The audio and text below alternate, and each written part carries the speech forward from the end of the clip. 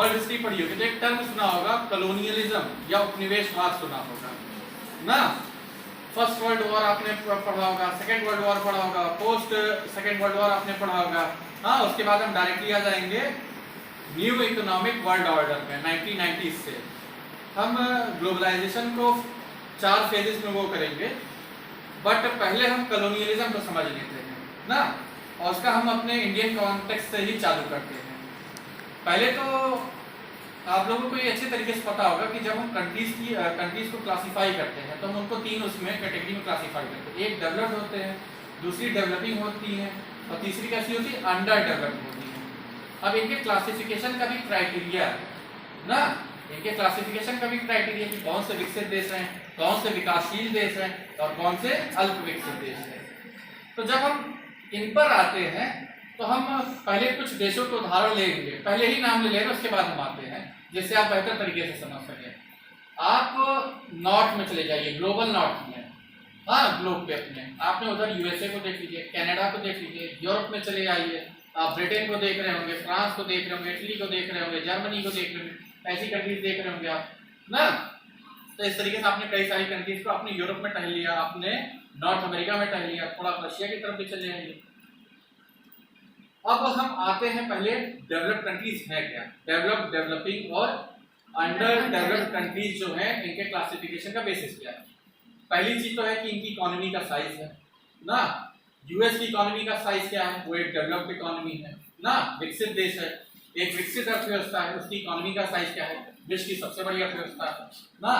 Japan को आप देख रहे हो ना, जापान को आप जान रहे हो, जापान की इकोनॉमी का साइज क्या है, वो भी एक विकसित देश है। यूरोप में चले आइए, फ्रांस जर्मनी को आप देख रहे हो, उनकी इकोनॉमी का साइज क्या है, ब्रिटेन की इकोनॉमी का साइज क्या है ना। पहले तो हम इकोनॉमी के साइज पे आ गए। जाहिर सी बात है कि जो विकसित देश होते हैं उनकी इकोनॉमी का साइज बहुत बड़ा होता है। जब डेवलपिंग इकोनॉमीज पे आते हैं, जैसे इंडिया हो गया, चाइना हो गया ना, हालांकि चाइना की इकोनॉमी का साइज बहुत ज्यादा बढ़ चुका है, लगभग 14 ट्रिलियन के आसपास में है, समझ गए। और इंडियन इकोनॉमी जो है वो भी 3 ट्रिलियन के आसपास चली है, 3 ट्रिलियन कंप्लीट भी नहीं हुई ना। हम लोग कहाँ पे हैं, विकासशील देशों की कैटेगरी।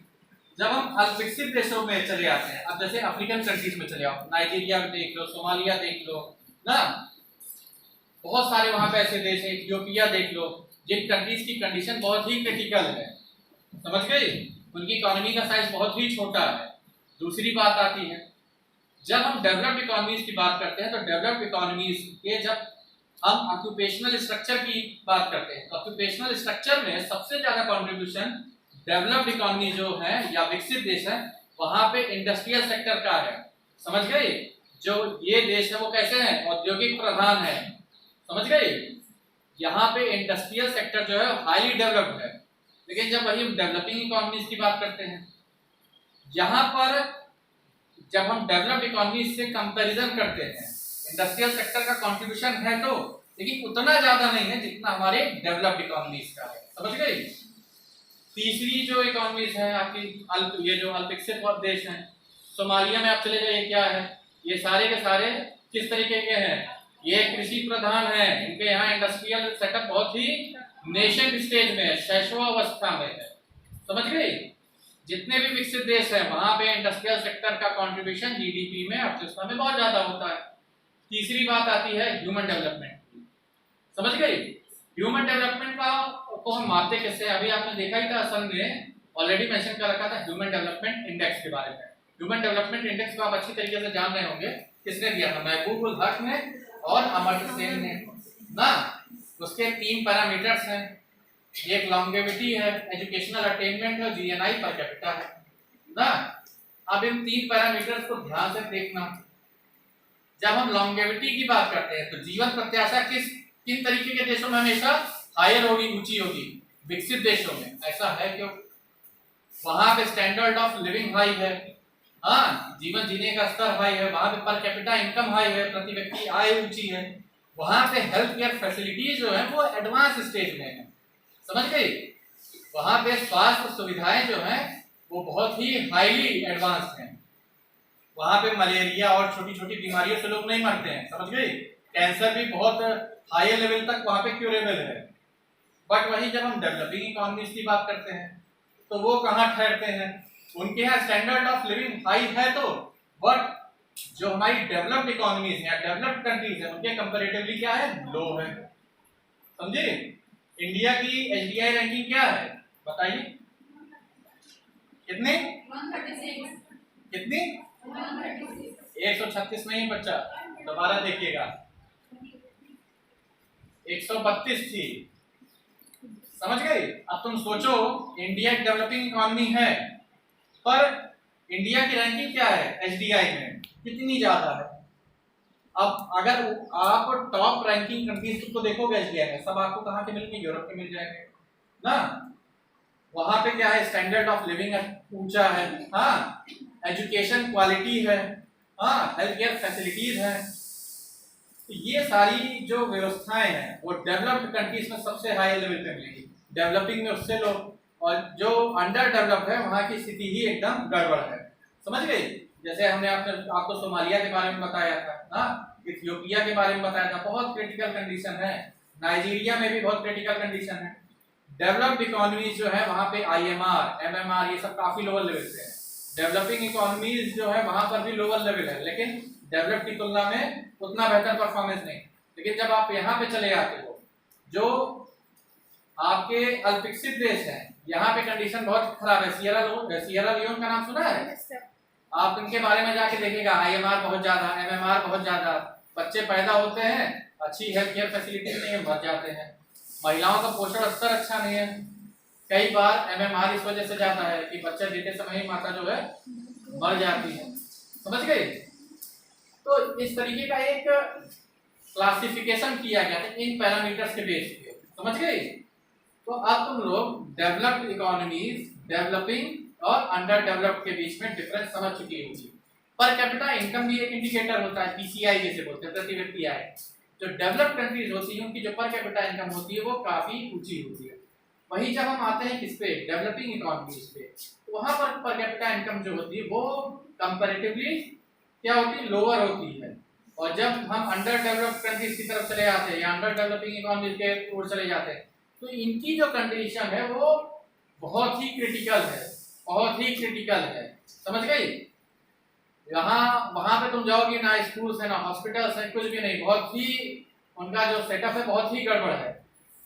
वो लोग फूड प्रोडक्शन में भी आत्मनिर्भर नहीं है, सेल्फ सफिशिएंट नहीं है। समझ गई? ये मेजर पॉइंट ऑफ डिफरेंशिएशन है, क्लासिफिकेशन है किसमें? डेवलप्ड, डेवलपिंग और अंडर डेवलप्ड इकोनॉमीज के। इसको तुम लोग समझ चुके हो। ये पहले मुझे बताना ज्यादा जरूरी था। हम आ रहे हैं, हमने कहा कि हम ग्लोबलाइजेशन को हिस्टोरिकल पर्सपेक्टिव से पहले तुम लोगों को बताना चाह रहे हैं। तुम लोगों ने फर्स्ट वर्ल्ड वॉर पढ़ा होगा, क्यों हुआ था? क्यों हुआ था तुमने कभी सोचा? पहले तुमने देखा होगा कि जितने भी जो विकसित देश रहे, जो पहले के, ब्रिटेन ने क्या किया था? विश्व के दूसरे क्षेत्रों में क्या किया? अपने उपनिवेश स्थापित करना चालू किए, कॉलोनी सेटअप करना चालू की। कॉलोनी सेटअप करने के बाद उन्होंने क्या किया? वहां का इकोनॉमिक एक्सप्लॉइटेशन करना चालू किया, आर्थिक शोषण करना चालू किया। ये बात अलग है कि वो घुसते थे व्यापार के उद्देश्य से, लेकिन धीरे धीरे क्या कर लेते थे? पूरे देश के पॉलिटिकल सेटअप को भी अपने कंट्रोल में ले लेते थे। यही उन्होंने इंडिया में भी किया था, आई ईस्ट इंडिया कंपनी के तौर पे। बाद में पूरे इंडिया को उन्होंने गुलाम बना लिया, स्लेव बना लिया। समझ रही हो? समझाने के पीछे रीजन है, लॉजिक से। जब हम ग्लोबलाइजेशन पे आएंगे तब तुम उसे ज्यादा बेहतर से तरीके से समझ सकोगी। अब उस समय क्या हो रहा था? ये जितनी भी तुम्हें ये पता होगा कि जो तुम्हारा ब्रिटेन था, वहां पे इंडस्ट्रियल रेवोल्यूशन बहुत पहले हो गई थी। जो ग्लोबल नॉर्थ की कंट्रीज थी वहां पे इंडस्ट्रियल रेवोल्यूशन बहुत पहले हो चुकी थी। तो वो बहुत तेजी से इन देशों की अर्थव्यवस्थाएं क्या हो चुकी थी? बढ़ चुकी थी। इनको क्या चाहिए था? अपनी इकोनॉमी के साइज को बढ़ाने के लिए रॉ मटेरियल चाहिए था। समझ गए? जिसके लिए ये विश्व के अलग अलग हिस्सों में इन्होंने उपनिवेश स्थापित करना चालू किए थे।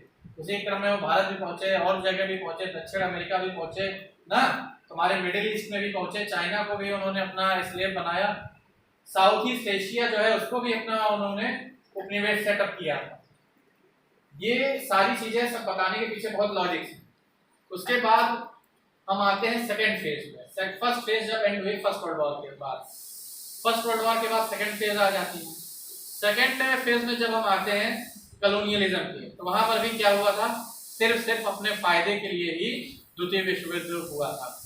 अब तुम लोगों ने वहां पे दो तरीके के धुरी राष्ट्रों और मित्र राष्ट्रों के बीच में युद्ध के संघर्ष के बारे में तुम लोगों ने पढ़ा होगा ना, क्यों इनके बीच में वॉर हुए थे।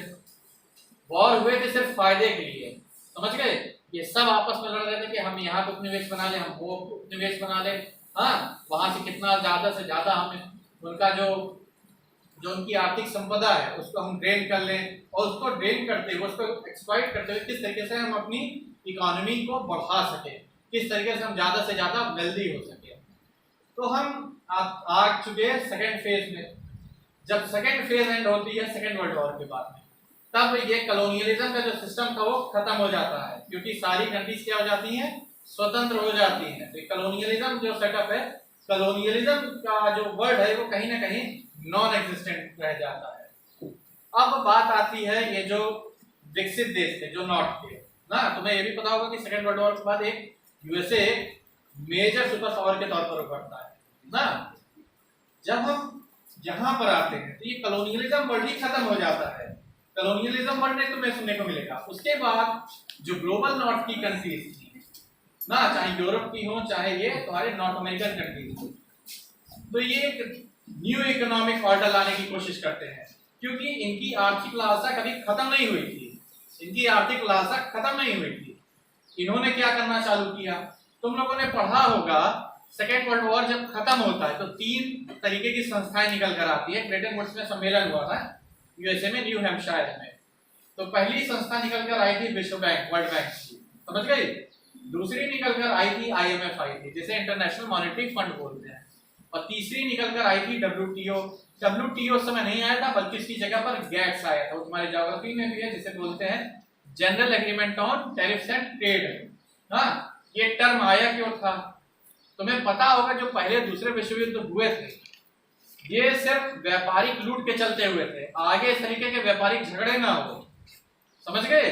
इन झगड़ों को किस तरीके से एक ग्लोबल डाइस, एक ग्लोबल प्लेटफॉर्म पे किस तरीके से इन्हें सुलझाया जा सके, तो उसके लिए गैट्स आया था। यही गैट्स 1995 में किसके रूप में परिणत हो जाता है, विश्व व्यापार संगठन के रूप में, डब्ल्यूटीओ के रूप में। ये भी तुम्हें बताएंगे कि ये भी किसका परिणाम था, सब ग्लोबलाइजेशन का परिणाम था, बाद में बताएंगे भी। हाँ, यहां से चालू थी फेज 3 थी।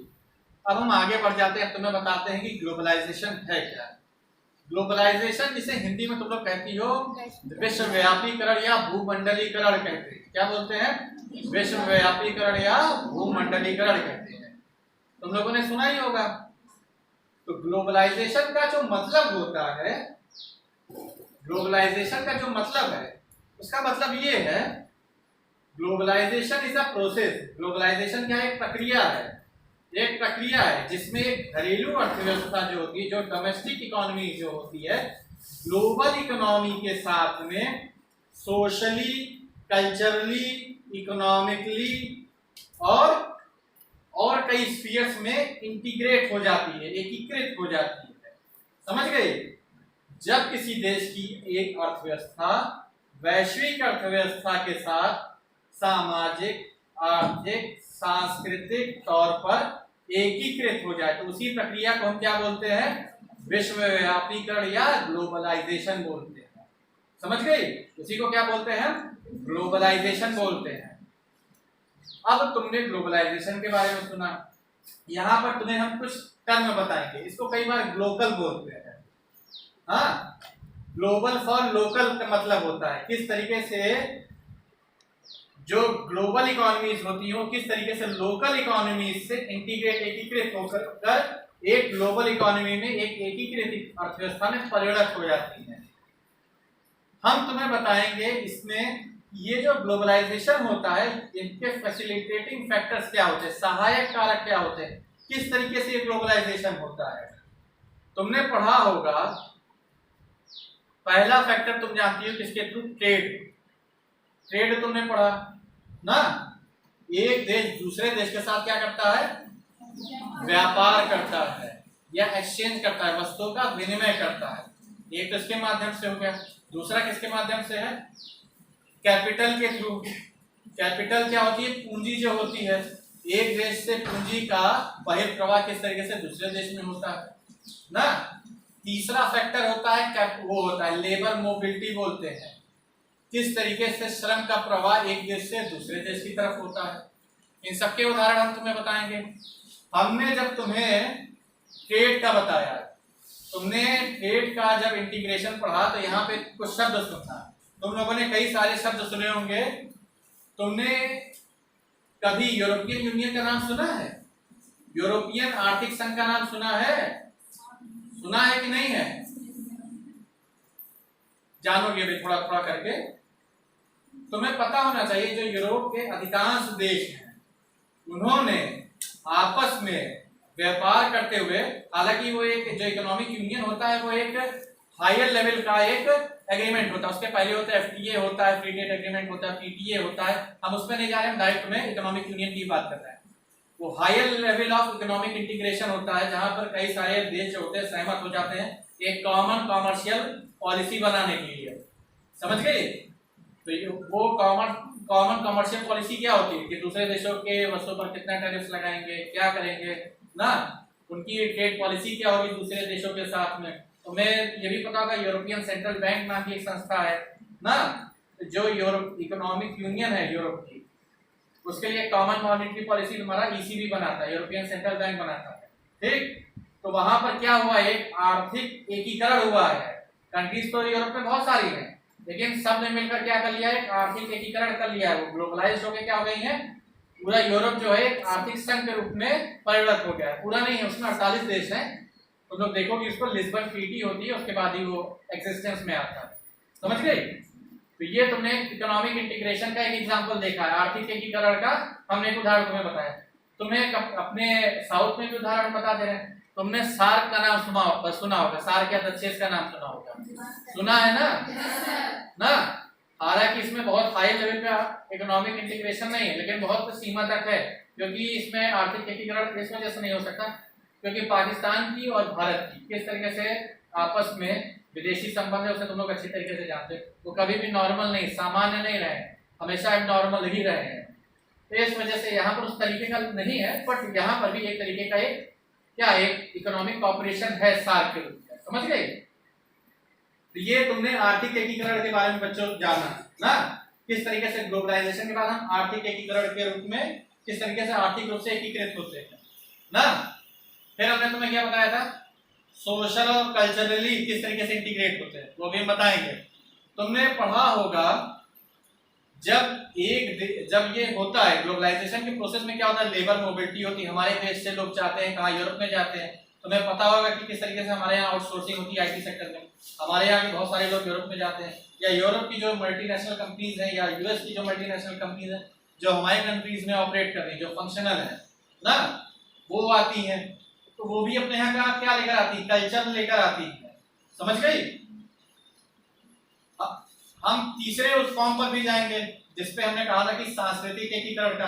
सांस्कृतिक एकीकरण में हम बताएंगे जब इस तरीके का फ्लो होता है फैक्टर्स का, तो किस तरीके से हमारा कल्चरल इंटीग्रेशन भी होता है हमारी कंट्री का दूसरे देशों के साथ में। समझ गई? तो तीनों तरीके के एकीकरण तुम्हें समझ में आ रहे होंगे। फैसिलिटेटिंग फैक्टर्स तुम्हें बताए गए क्या क्या थे ना, सारे फैसिलिटेटिंग फैक्टर्स तुम लोग जान चुकी हो ना, इकोनॉमिक फैक्टर्स में तुम लोग जान चुकी हो, हाँ कैपिटल को जान चुकी हो, हाँ लेबर मोबिलिटी को जान चुकी हो तुम लोग ना। अभी फिर हम आते हैं इसके जो हमारे अलग अलग स्फीयर्स में उस पे इम्पैक्ट क्या है ग्लोबलाइजेशन का। हाँ, क्योंकि हमारा जो टॉपिक है वो डेवलपिंग कंट्रीज से रिलेटेड है, हम इसमें कहीं ना कहीं भारत को भी शामिल कर लेते हैं क्योंकि भारत भी एक डेवलपिंग इकोनॉमी है। शामिल करने के पीछे एक बहुत जेन्युइन रीजन है जिससे कि तुम ज्यादा बेहतर तरीके से समझ सको कि ग्लोबलाइजेशन का इम्पैक्ट क्या रहा है। समझ गए? हम आते हैं पहले इकोनॉमिक इम्पैक्ट पे, आर्थिक प्रभाव पर आते हैं। पहली चीज हमेशा एक चीज समझ लेना, जब भी हम ग्लोबलाइजेशन की बात कर रहे हैं हाँ, तो हमेशा उसके प्रॉस एंड कॉन्स होते हैं, उसके फायदे और नुकसान रहते हैं ना। हम अलग अलग स्फीयर में बात करेंगे। अभी हम तुम्हें हमारे एनवायरनमेंट पर क्या इम्पैक्ट है ग्लोबलाइजेशन का सब पर लेकर जाएंगे, सब पर लेकर जाएंगे, कहीं भी तुम लोग छूटोगे नहीं, सबकी बात करेंगे कि किस तरीके से ग्लोबल वार्मिंग को वहां पे कंट्रीब्यूट किया गया है, किस तरीके से आज हमारा जो सीजन तुम देख रहे होगे कि किस तरीके से पहले सीजनल रेनफॉल होती थी, किस तरीके से बैलेटिक रेनफॉल होने लगी है, सी लेवल का क्या कंडीशन है, और बहुत सारी चीजों पे हम चर्चा करेंगे, लेकिन जब हम उस पॉइंट पर आएंगे तब अभी हम इकोनॉमिक आर्थिक फैक्टर्स पे चल रहे हैं, इकोनॉमिक इन्फ्लुएंस पे बात कर रहे हैं कि आर्थिक स्फीयर में क्या इम्पैक्ट रहा है। वहां पे हम मेरिट्स भी बताएंगे, डिमेरिट्स भी बताएंगे ना। तो पहले हम आते हैं जब इकोनॉमिक स्फीयर पे आते हैं, इकोनॉमिक इम्पैक्ट पर आते हैं ना। तुम लोगों को पता होना चाहिए कि 1991 में हमारे यहाँ एक नीति आई थी, नई आर्थिक नीति आई। नई आर्थिक नीति के 3 स्तंभ थे, लिबरलाइजेशन था, प्राइवेटाइजेशन था और ग्लोबलाइजेशन था। उसे एलपीजी बोलते हैं। और डॉक्टर मनमोहन सिंह वित्त मंत्री थे, नरसिम्हा राव समय प्रधानमंत्री। जो पॉलिसी का तीसरा पिलर है ग्लोबलाइजेशन, क्या है, भूमंडलीकरण, वो अपने आप में से बहुत ही महत्वपूर्ण बना देता है। हमारी इकोनॉमी जो पहले थी, पहले कैसी इकोनॉमी थी, क्लोज्ड इकोनॉमी थी, कैसी थी, अर्थव्यवस्था बंद अर्थव्यवस्था थी। लेकिन जब 1991 में हम ग्लोबलाइज एलपीजी की पॉलिसी लेकर आए, जब हमने उसमें ग्लोबलाइजेशन को अडॉप्ट किया, भूमंडलीकरण को अडॉप्ट किया, तो हम बंद अर्थव्यवस्था नहीं रह गए। क्योंकि कोई भी ग्लोबलाइज्ड इकोनॉमी बंद अर्थव्यवस्था नहीं होती, वो खुली अर्थव्यवस्था होती है। उस अर्थव्यवस्था का विश्व के दूसरे देशों के साथ में क्या होता है, वस्तु विनिमय या अंतर्राष्ट्रीय व्यापार होता है। समझ गई। तो हमने क्या किया, 1991 के बाद से अपनी अर्थव्यवस्था को खोलना चालू किया। और ऐसा किया क्यों था, 1990 में हम आर्थिक संकट में चले आए थे। हमारा जो चालू खाते का घाटा बहुत ज्यादा बढ़ चुका था। हमारा जो विदेशी मुद्रा भंडार था वो 14 दिन के लिए मात्र शेष था। और जो हमारा जो राजकोषीय घाटा था वो भी बहुत ज्यादा था। हमारे यहाँ जो देश था, हमारे देश को IMF से सोना उधार लेने की नौबत आ गई थी। समझ गए। तो हम इकोनॉमिक क्राइसिस में चले जा चुके थे। तो हमारा जो पहला मॉडल था, जो 1947 से हमने 1990 तक फॉलो किया था, क्लोज्ड इकोनॉमी का ना, वो फेलियर की तरफ था। तो इस वजह से हमने ग्लोबलाइजेशन की तरफ हम शिफ्ट हुए और हमने पहले क्लोज्ड इकोनॉमी का मॉडल क्यों अपनाया था, ये भी जान लेना। ऐसा परसेप्शन था हमारे पॉलिसी मेकर्स का कि स्वतंत्रता के पहले जो वैश्विक देश थे, जैसे ब्रिटेन थे, ब्रिटेन ने हमारा आर्थिक इकोनॉमिक एक्सप्लॉयटेशन बहुत ज्यादा किया था ना, बहुत ज्यादा आर्थिक शोषण किया था। उन्होंने हमारे इंडस्ट्रियल सेक्टर को भी पूरी तरीके से ध्वस्त कर दिया था। एग्रीकल्चर भी हमारा पूरी तरीके से चौपट था, सर्विस सेक्टर डेवलप ही नहीं कर पाया ना। तो हमारी जो पॉलिसी, हमारे पॉलिसी मेकर्स थे, हमारे जो लीडर्स थे, वो बहुत ही सेप्टिक थे, बहुत ही डाउटफुल थे कि हम ओपन इकोनॉमी मॉडल की तरफ जाएं कि ना जाए। इस वजह से उन्होंने क्लोज्ड इकोनॉमी का मॉडल रखा था। दूसरी चीज ये भी थी कि वो विदेशी कंपनियों को अपने देश में लगना देना नहीं चाहते थे। उनका परसेप्शन था जैसे ईस्ट इंडिया कंपनी एक कंपनी के तौर पर भारत में आई थी, बाद में उसने पूरे भारत के आर्थिक से लेकर पॉलिटिकल लैंडस्केप को पूरी तरीके से कंट्रोल कर लिया था। तो इस चीज को लेकर काफी संशंकित थे। इस वजह से हमारे देश में 47 से 90 के बीच में हमने क्लोज इकोनॉमी की बात की। हमने कहा कि हम सेल्फ रिलायंट इकोनॉमी बनेंगे, हम हर क्षेत्र में खुद के अपने इंडस्ट्रियल सेटअप लगाएंगे। हाँ, ऐसा भारत का मानना था, लेकिन उसके लिमिटेशंस थे। अभी हम आते हैं, सब बताते हैं कि लिमिटेशंस ये थे। हमारे पास टेक्नोलॉजी नहीं थी, हमारा ह्यूमन रिसोर्स बहुत ही पुअर था, स्केल पॉपुलेशन नहीं थी, बहुत सारे लिमिटेशंस थे। 91 के बाद जब हमने इकोनॉमी खोल दी ना, ग्लोबलाइजेशन में हुआ क्या था, इकोनॉमी को खोल दिया गया। खोलने का मतलब क्या होता है कि जो विश्व के अन्य देश थे वो हमारे देश में आके अपने उद्योग लगा सकते थे। समझ गए। अलग अलग क्षेत्रों में क्या कर सकते थे, अपने उद्योग लगा सकते थे। विदेशी पूंजी का अंतर प्रवाह जो था उसको क्या किया गया, अप्रूव कर दिया गया, उसको मंजूरी दी गई अलग अलग क्षेत्रों में। फॉरेन कैपिटल को जो कि आती है फॉरेन डायरेक्ट इन्वेस्टमेंट के तौर पे FDI बोलते हैं, और उसी के लिए एक टर्म और यूज होता है FII होता है, जैसे फॉरेन इंस्टीट्यूशनल इन्वेस्टमेंट बोलते हैं। हालांकि FDI FII अलग कॉन्सेप्ट है, दोनों हम बाद में बता देंगे कभी। तो विदेशी पूंजी का अंतर प्रवाह हुआ, इन सब विदेशी पूंजी का अंतर प्रवाह हुआ। जब विदेशी कंपनियां आई तो वो विदेशी टेक्नोलॉजी के साथ में आई, हमारे यहाँ टेक्नोलॉजी तो थी नहीं ना। विदेशी पूंजी जब आई तो उसके साथ में विदेशी टेक्नोलॉजी भी आई। और तुम जानोगे कि हमारे देश में, हमारे यहाँ पहले किस तरीके के प्रोडक्ट्स बनते थे।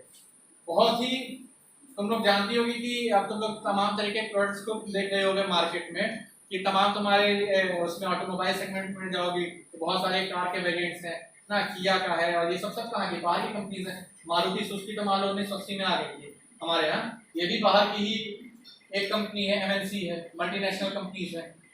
तुम देखोगे कि 90 के बाद में बहुत सारी कंपनियां आना चालू हुई है और धीरे धीरे करके बढ़ती चली गई है। तो इन कंपनियों के आने से फायदे भी बहुत रहे हैं। अब तुम्हें जानोगे कि फायदे क्या रहे हैं।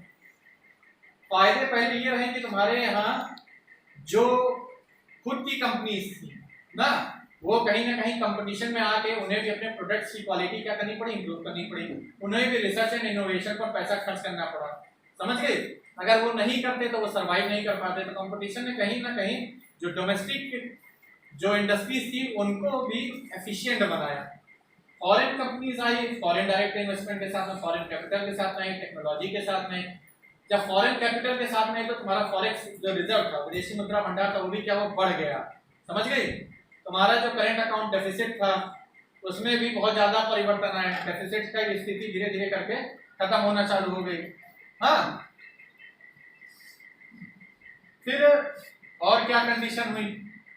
अब तुम आगे बढ़ोगी तो फिर तुम देखोगी जब फॉरेन कंपनीज आती है, मल्टीनेशनल कंपनीज तुम्हारे कंट्रीज में सेटअप होना चाहिए, तो इनको भी लेबर्स चाहिए थे। तो एम्प्लॉयमेंट जनरेशन हुआ, क्योंकि कोई भी कंपनी बिना लेबर के तो ऑपरेट कर नहीं सकती है। तो एम्प्लॉयमेंट जनरेशन हुआ बहुत। एम्प्लॉयमेंट जनरेशन के साथ साथ दूसरा फायदा क्या हुआ एम्प्लॉयमेंट जनरेशन का? जब एम्प्लॉयमेंट जनरेशन होता है या रोजगार सृजन होता है, उसके फलस्वरूप होता क्या है कि पॉवर्टी इरेडिकेशन भी तो होता है, गरीबी उन्मूलन भी तो होता है। जब तुम गरीब आदमी, तुम्हें रोजगार दे दिया गया, तुम्हारे हाथ में एक इनकम रेगुलर मिलना चालू हो जाएगी, तो क्या होगा? तुम गरीबी के दुष्चक्र से क्या होगी, बाहर आ जाओगी। स्टैंडर्ड ऑफ लिविंग जो था, जो जीवन स्तर था, वो भी क्या वो भारत का बढ़ना चालू हुआ। तुम देखोगे कि 91 के बाद से कंट्री की जो इकोनॉमिक ग्रोथ थी, जो आर्थिक समृद्धि दर थी, वो भी क्या हुई, बढ़ना चालू हो गई ना। 1991 के बाद से भारत की जो जीडीपी का साइज था वो भी क्या हुआ, बढ़ना चालू हुआ ना। तो इस तरीके से तुम देख रही होगी कि इसके कई सारे फायदे भी तुम देख रही होगी। हमने बहुत सारे तुम्हें फायदे बताए ना, किस तरीके से फॉरेन कैपिटल आई तुम्हारे यहाँ। हाँ, एम्प्लॉयमेंट पे क्या रहा, पॉवर्टी पे क्या रहा। हाँ, उसके बाद तुम्हारे यहाँ का जो ऑक्यूपेशनल स्ट्रक्चर था, पहले तुम्हारी व्यवस्था कैसी थी, कृषि प्रधान थी, लेकिन कृषि प्रधान का टाइम क्या हो गया, खत्म हो गया। धीरे धीरे कहाँ हम चले गए, इंडस्ट्रियल सेटअप की तरफ मुड़ गए। समझ गए? वैसे तो इस समय इकोनॉमी में सबसे ज्यादा कंट्रीब्यूशन सेवा क्षेत्र का है, फिर इंडस्ट्री का, फिर एग्रीकल्चर का आता है। लेकिन जैसे जैसे इंडस्ट्रियल हमारा जो इंडस्ट्रियल बेस था वो बढ़ता गया ग्लोबलाइजेशन के बाद में, तो इसका एक सिग्निफिकेंट कंट्रीब्यूशन हमारी जीडीपी में रहा। हाँ, तो ये कहना कि हमारा देश एक कृषि प्रधान था, तो ये सब चीजें पुराने जमाने की रह चुकी थी, खत्म हो गया ये। ठीक, हम फिर और बात करते हैं इसके ग्लोबलाइजेशन के इकोनॉमिक इम्पैक्ट पे ना। तुमने कंज्यूमर्स को देखो, तुम्हारे जो उपभोक्ता है उनको क्या क्या बेनिफिट्स मिले, उनको कई वैरायटी के प्रोडक्ट्स मिलने लगे। नहीं तो पहले क्या आता था, पार्ले आते थे, लेमन जूस आते थे, ये सब छोटे छोटे प्रोडक्ट्स आते थे। क्वालिटी वॉश आइसक्रीम तो दूर की बात थी, नेस्ले और ये जो नेस्ले तरह तरह के प्रोडक्ट्स बनाती है, मैगी बना रही है, चॉकलेट्स बना रही है, ये सब चीजें कहाँ थी। लेकिन हुआ क्या है, कंपनीज के आने के बाद बहुत सारे वैरायटी ऑफ प्रोडक्ट्स भी हमारे कंट्री में बनना चालू हो गए। समझ गए?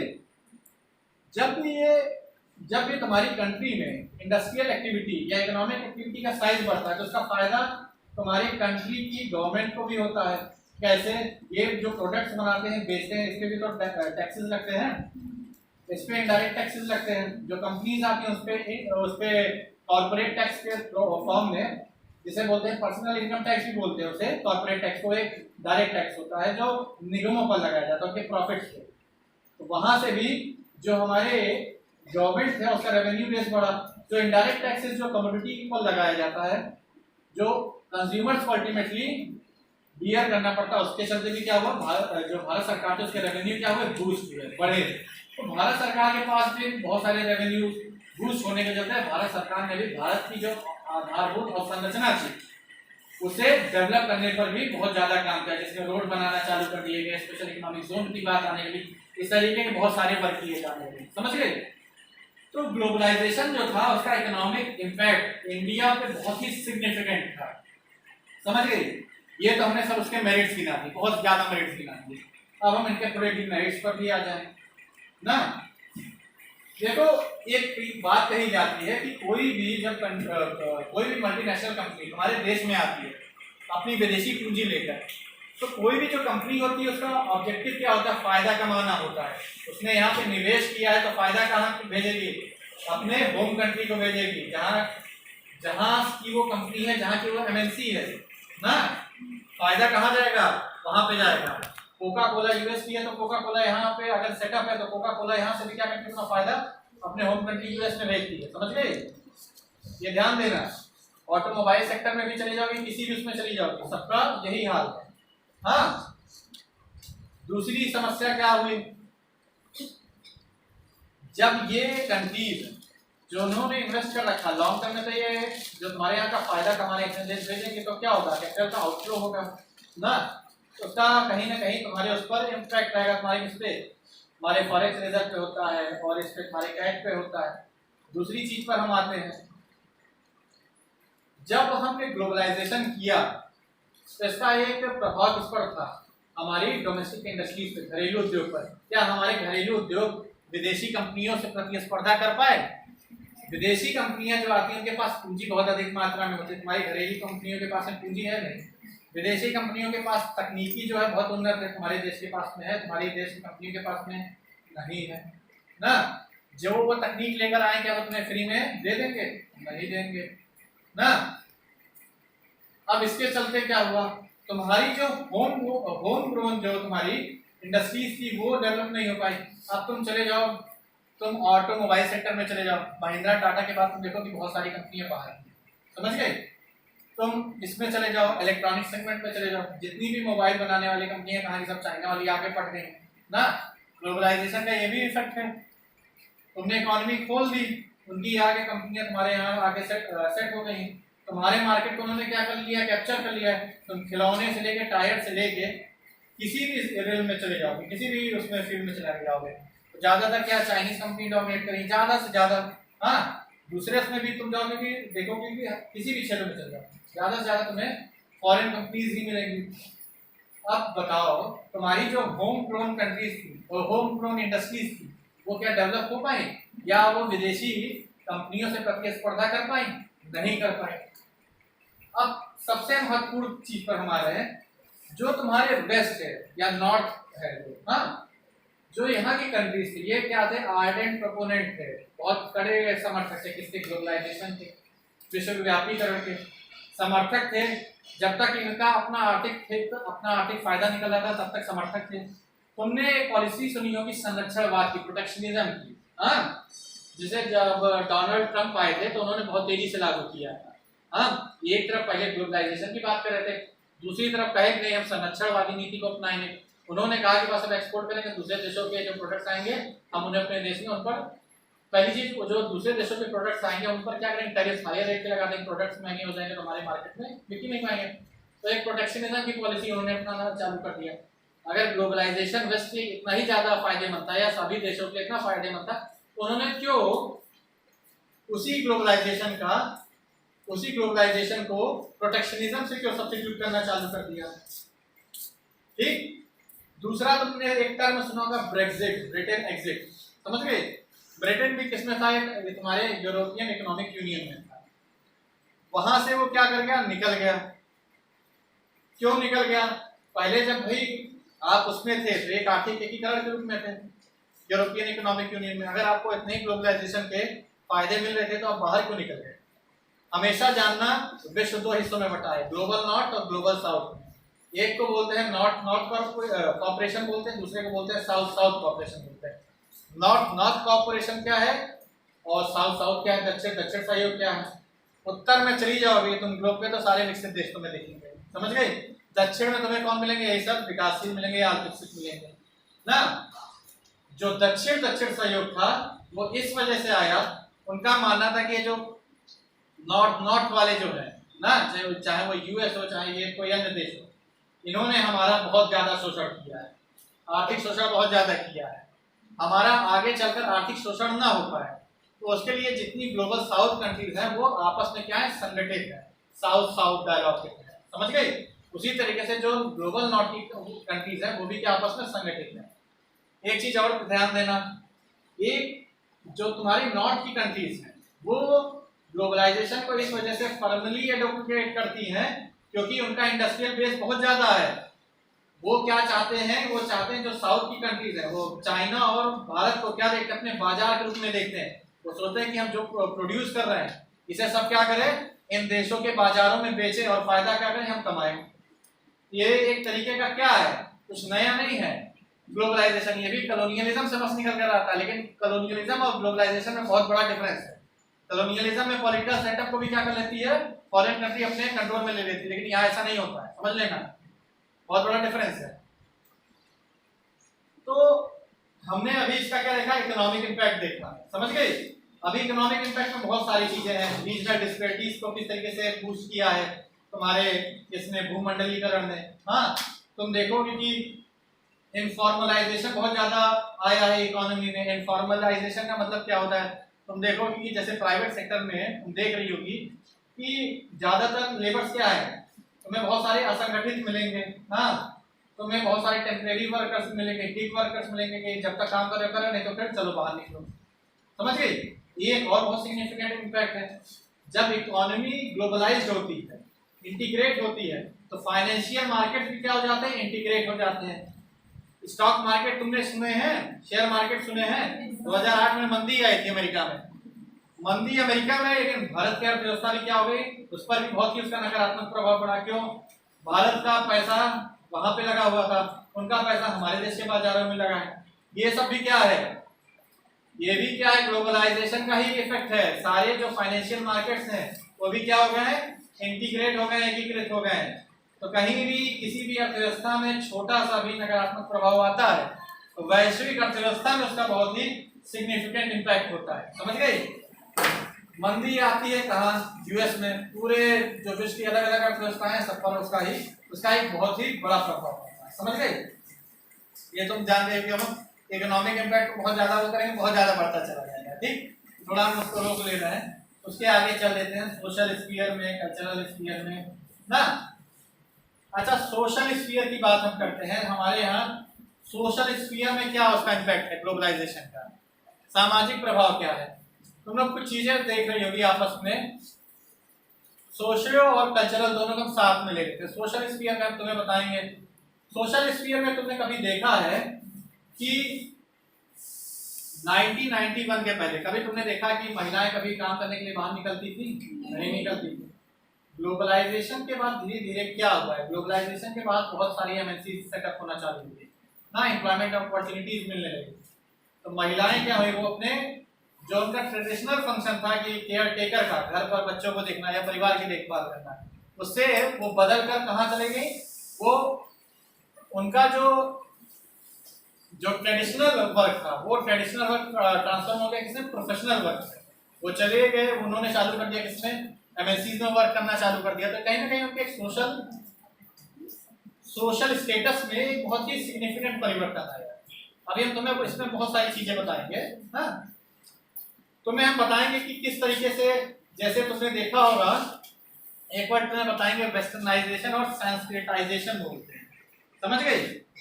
हमने तुम्हें क्या बताया था कि उसमें ग्लोबलाइजेशन में लेबर मोबिलिटी भी होती है। हाँ, इकोनॉमी जो होती है सोशली और कल्चरली भी क्या होती है, इंटीग्रेट होती है किससे, ग्लोबल इकोनॉमी से। और जब हमारे यहाँ के लोग दूसरे देशों में जाएंगे ना, तो वहाँ का सोशल स्ट्रक्चर क्या है उसे भी क्या करेंगे, कॉपी करना चालू कर देंगे ना। तो हमारे यहाँ पे वेस्टर्नाइजेशन और संस्कृताइजेशन दो टर्म में तुम सुनोगी, वो चालू हुआ। अब तुम देखोगे कि है क्या, हमने भी उन्हें क्या करना चालू कर दिया, कॉपी करना चालू कर दिया। उनके सोशल स्फीयर को हमने भी कॉपी करना चालू कर दिया। हमारे सोशल रिलेशंस में बहुत ज़्यादा बदलाव आ गया ना। हमारे जो फैमिली स्ट्रक्चर उसमें बहुत ज़्यादा बदलाव आ गया। पहले जॉइंट फैमिली सिस्टम होता था, लेकिन ग्लोबलाइजेशन ने कहीं ना कहीं इस जॉइंट फैमिली सिस्टम को ट्रांसफॉर्म कर दिया। इसकी जगह न्यूक्लियर फैमिली सिस्टम आ गया।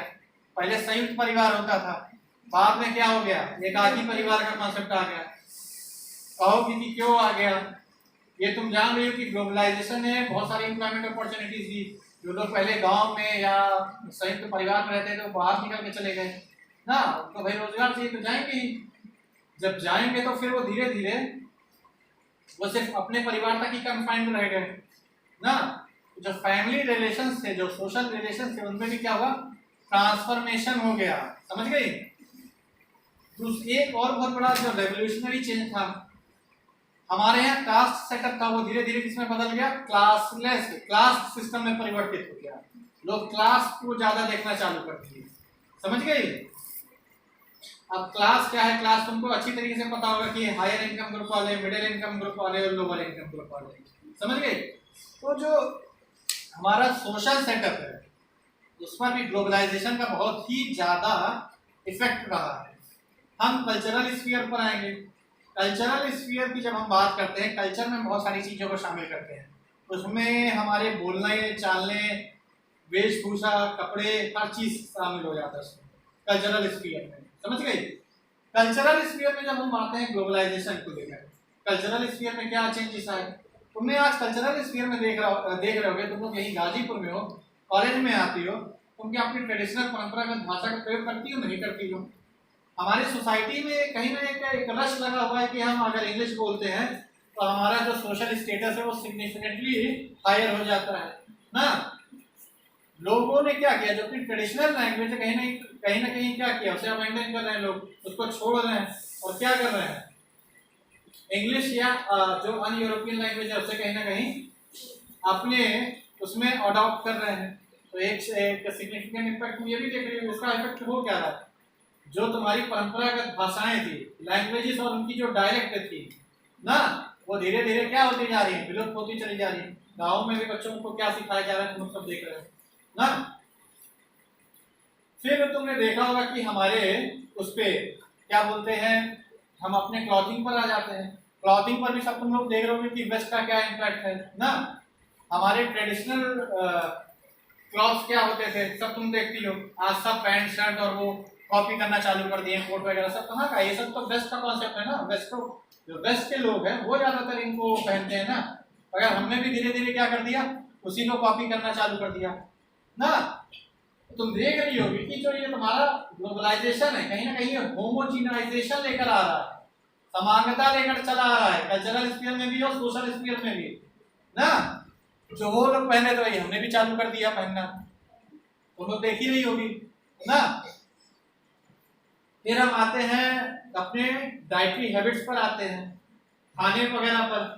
तुम देख रही होगी कि हमारे कंट्री में भी बहुत सारे KFC ना, ला पिनो, हाँ, उसके बाद मैकडोनल्ड ना, इस तरीके की बहुत सारी चेन खुल गई, बहुत सारी चेन खुल गई। हाँ, तो अब तुम लोग देख रहे हो कि चाइनीज फूड वगैरह भी बहुत ज्यादा बिकते हैं मार्केट में ना। अब तुम बताओ हमने क्या किया, हमारा जो ट्रेडिशनल फूड था हम उसको कहीं ना कहीं छोड़ के फिर चालू क्या किया, देखो मेरे बाजार में चले जाओ, सब सर ने बताया वहाँ चाइनीज फूड बिकता है, एकदम भीड़ लगी रहती है ना, और सतुआ कोई नहीं खरीदता है ना। तो तुम लोग देख रही होगी कितना सिग्निफिकेंट इम्पैक्ट है, सब ग्लोबलाइजेशन का इम्पैक्ट है, समझ गई। ग्लोबलाइजेशन का बहुत बड़ा इम्पैक्ट है। सब के सब किस पर चले जा रहे हैं, KFC, और उस पर उनको लगता है कि नहीं हम जब KFC में जाएंगे या मैकडी में जाएंगे तभी हमारा जो स्टेटस है, सोशल स्टेटस, तो तभी वो हाई दिखेगा ना। तो तुम देख रहे हो कितना सिग्निफिकेंट इम्पैक्ट जा रहा है ना। अब ये तुम्हें इसका और भी इफेक्ट बताएंगे। सोशल रिलेशन में हमने तुम्हें बताया नहीं था किस तरीके से हमारे यहाँ जो सोशल बॉन्डेज होते थे उनमें किस तरीके का परिवर्तन आ चुका है ना। फीमेल्स की तो हमने बात तो कर दी, लेकिन उसमें यूथ भी आ जाते हैं, ओल्ड एज पर्सन भी आ जाते हैं, उनके सोशल रिलेशन में कैसा परिवर्तन आ गया। पहले जो परिवार के बूढ़े बुजुर्ग लोग रहते थे ना, उनका लोग कितना केयर करते थे। ये ग्लोबलाइजेशन ये जिसने फोर्स किया है, इसकी फोर्स ऑफ अट्रैक्शन होती है। फोर्स ऑफ अट्रैक्शन जैसे तुम देखो कि हमारे देश के बहुत सारे लोग हैं जो अपने माँ बाप को यहीं छोड़ के चले गए, पता लग रहा है US में पढ़े हैं, कहाँ पढ़े हैं, माँ बाप यहीं पढ़े हैं, अपने माँ बाप को देखने के लिए भी नहीं आते ना। जो एक सोशल बॉन्डेज था माँ बाप से वो भी क्या धीरे धीरे खत्म है, समझ गए। उनका केयर करने वाला भी कोई नहीं। ओल्ड एज की कंडीशन क्या हो गई तुम सोचो। तुम देख रही होगी कि हमने जो फैमिली रिलेशंस की बात की ना, हस्बैंड वाइफ की बात की, या किसी भी तुम उसमें बात करोगी, यूथ पर भी हम आते हैं, यूथ पर भी तुम देख रही होगी कि क्या इम्पैक्ट है। हालांकि ग्लोबलाइजेशन का तुम्हें एक और सिग्निफिकेंट पॉजिटिव वो बता दे रहे हैं। तुम लोगों ने देखा होगा कि यहाँ पर फ्री फ्लो ऑफ आइडियाज भी होते हैं, समझ गई। एक देश से दूसरे देश के बीच में फ्री फ्लो ऑफ आइडियाज भी होते हैं, विचार भी एक देश से दूसरे देश के बीच में क्या होते हैं, प्रवाहित होते हैं, समझ गई। तुम देख रही होगी कि हमारे देश में अगर हम लोग कभी किसी दूसरे कंट्री के इकोनॉमिस्ट या किसी ज्योग्राफर को साइट कर रहे हैं तो कैसे साइट कर पा रहे हैं, क्योंकि उनके बुक्स, उनके जो अदर जो स्क्रिप्चर्स हैं वो हमें हम तक एक्सेसिबल है। समझ गए? तुमने देखा होगा एजुकेशन स्फीयर भी किस तरीके से ग्लोबलाइज्ड हो चुका है। हम यहाँ बैठे बैठे तुम्हारे MIT या स्टैनफोर्ड कई सारे कोर्सेज हम क्या कर लेते हैं, एक्सेसिबल उसे एक्सेस कर पाते हैं। समझ गए? तो ग्लोबलाइजेशन ने किसी एक स्फीयर को नहीं बल्कि तुम समझो कि सारे स्फीयर को पूरी तरीके से क्या कर दिया, एकीकृत कर दिया, इंटीग्रेट कर दिया है। हम आते हैं तुम्हारे इन्वायरमेंटल उस पर एस्पेक्ट पे। इन्वायरमेंट पर जब हम आते हैं तो तुम देखना, इन्वायरमेंट पर जब हम बात करते हैं तो तुमने देखा होगा कि पोस्ट ग्लोबलाइजेशन हम देख रहे हैं कितनी ज्यादा तेजी से इंडस्ट्रियल एक्टिविटी बढ़ी है। इंडस्ट्रियल एक्टिविटी बढ़ी है, सब सारी कंट्री सोचती है कितना ज्यादा से ज्यादा फायदा कमाए। इंडस्ट्रियल एक्टिविटी जब बढ़ती है बच्चों, फायदा तो उसका होता है, समझ गए, नो डाउट बहुत फायदा होता है, मगर उस फायदे के साथ में इन्वायरमेंटल लॉसेस भी होते हैं ना, पर्यावरणीय क्षति भी होती है। बहुत ज्यादा हम क्या करते हैं, प्राकृतिक संसाधनों का दोहन करते हैं। जैसे तुमने पढ़ा होगा कि US में कोयले को इतना ज्यादा निकाला क्योंकि उनका लगभग जो कोयले का भंडार है बहुत कुछ ट्रीट हो गया। दूसरा तुम देखो कि ऑयल वगैरह पे, ऑयल वगैरह की भी कंडीशन यही है, इसी वजह से हम अदर रिन्यूएबल एनर्जी सोर्सेज को शिफ्ट कर रहे हैं। समझ गए? तो जितने नेचुरल रिसोर्सेज उनको हमने बहुत ज्यादा एक्सप्लॉइट किया, हमने पेड़ों को कितना क्षति पहुंचाया, एक लाइन से काटते चले जा रहे हैं ना। रिजल्ट क्या होगा, इंडस्ट्रियल एक्टिविटी के चलते हम कहीं ना कहीं बहुत ज्यादा मात्रा में ग्रीन हाउस गैसेस को क्या करें, कंट्रीब्यूट कर रहे हैं। ग्रीन हाउस गैसेस को जब हम कंट्रीब्यूट कर रहे हैं वो अल्टीमेटली क्या कर रही है, वो हमारे जो इन्वायरमेंट है उसे बहुत तेजी से प्रभावित कर रहे हैं। किस तरीके से ग्लोबल वार्मिंग बढ़ रही है GHG के चलते, समझ गए? उसके बहुत सारे इम्पैक्ट हैं। तुमने पढ़ा होगा एसिड रेन के बारे में पढ़ा होगा ना, और भी तुमने बहुत सारी चीजें पढ़ी होंगी। तुमने देखा होगा कि इस ग्लोबल वार्मिंग का ही इफेक्ट है कि हमारे यहाँ साइक्लोन्स की फ्रीक्वेंसी बढ़ जा रही है। जो सीजन्स हमारे रेगुलर होते हैं वो सीजन्स क्या हो गए हैं, कहीं ना कहीं एरेटिक टाइप के हो गए हैं ना।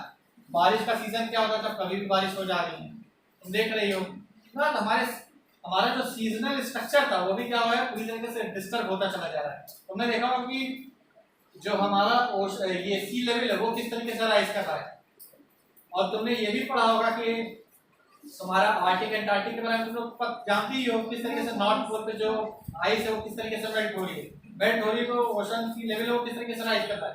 कुछ ऐसे देश भी हैं जैसे मॉरिशस हुआ ना, मालदीव के बारे में तुमने सुना होगा कि भविष्य में देशों की क्या है कंडीशन की है, कभी भी मतलब जिस तरीके से अगर सी राइज इसी तरीके से बढ़ता है तो उनकी कंडीशन क्या होगी, धीरे धीरे एक देश जो है डूबने की कगार पर पहुंच जाएंगे। तो अब हम चीजों को खत्म कर रहे हैं क्योंकि बहुत बड़ा हो जाएगा, ठीक है। तो अब हम इसे रोक रहे हैं इसी पर, और आशा करते हैं आपको चीजें अच्छी लगी होंगी। अगर आप कुछ पूछना चाहते हैं तो पूछ सकते हैं।